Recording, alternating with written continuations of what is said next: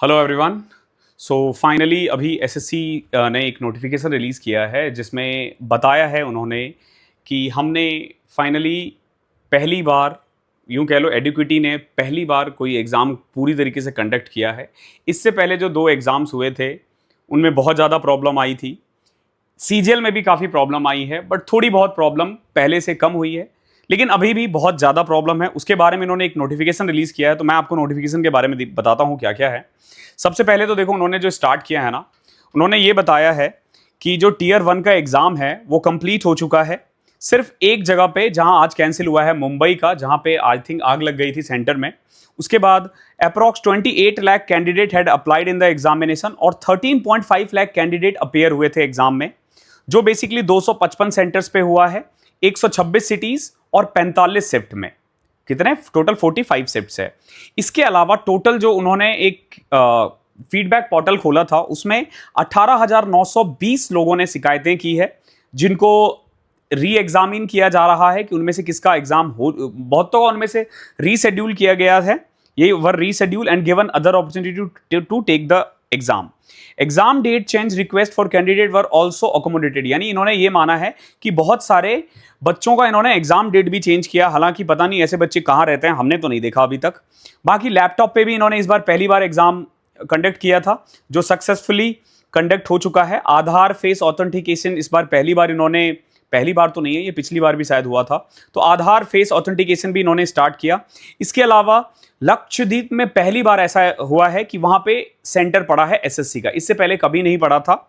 Okay, then कुछ माल practices का भी इनके पास नजर आया है कि कहीं बहुत जगह पे माल प्रैक्टिसेस हुई है, उनके बारे में उन्हें पता चला। इसके अलावा कुछ पीडब्ल्यूडी कैंडिडेट्स थे, पीडब्ल्यूबीडी कैंडिडेट्स थे, जिन्होंने फेक पीडब्ल्यूडी डॉक्यूमेंट्स किया था, उनका पेपर को रोक दिया गया और उनको एक मौका दिया गया है कि आप अपने डॉक्यूमेंट्स को सही से स्थापित करो कि आपका डॉक्यूमेंट सही है। अगर वो सही पाया जाता है तो आपका एग्जाम 14 अक्टूबर 2025 को दोबारा से लिया जाएगा।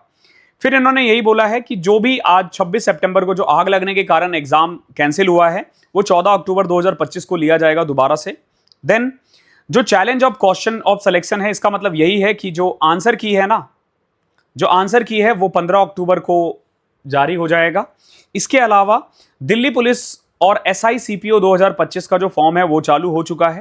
कांस्टेबल जीडी 2026 का 2025 में स्टार्ट होगा। सीएचएसएल, जो सबसे ज्यादा लोग वेट कर रहे थे, सीएचएसएल का पेपर जो है वो 4th वीक ऑफ अक्टूबर 2025 होगा।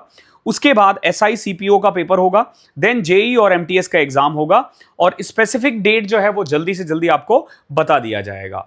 तो कुल मिला के इनकी माने तो ये कह रहे हैं कि एग्जाम में कोई प्रॉब्लम नहीं हुई है, बहुत अच्छे से एग्जाम कंडक्ट करवाया गया है। अब आई डोंट नो कि ये जो 15,000 या 18,000 बच्चों ने फीडबैक फॉर्म भरा था, क्या उन्होंने सबका लिया है?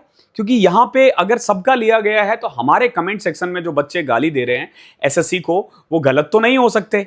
तो उनको एक बार उन बच्चों की भी सुननी चाहिए, या एक मौका, एक ऐसा नोटिफिकेशन रिलीज जरूर करना चाहिए जो जिनमें ना वो बच्चों को एक तरह से आमंत्रित करें कि अगर आपका पेपर खराब हुआ है, आपके यहां अगर ऐसी कोई प्रॉब्लम हुई है, तो ये फॉर्म भरो और हम आपका री एग्जाम करवाएंगे। तो बेसिकली ये एक नोटिफिकेशन था जो आई थिंक कि एसएससी के इतिहास में पहली बार ऐसा है। इतना क्लैरिफिकेशन आपको तभी देना पड़ता है जब आपके मन में चोर होता है। बाकी अगर इससे रिलेटेड कोई और अपडेट आएगा तो मैं आपको दे दूंगा। आज के सेशन में इतना ही था। Thank you so much.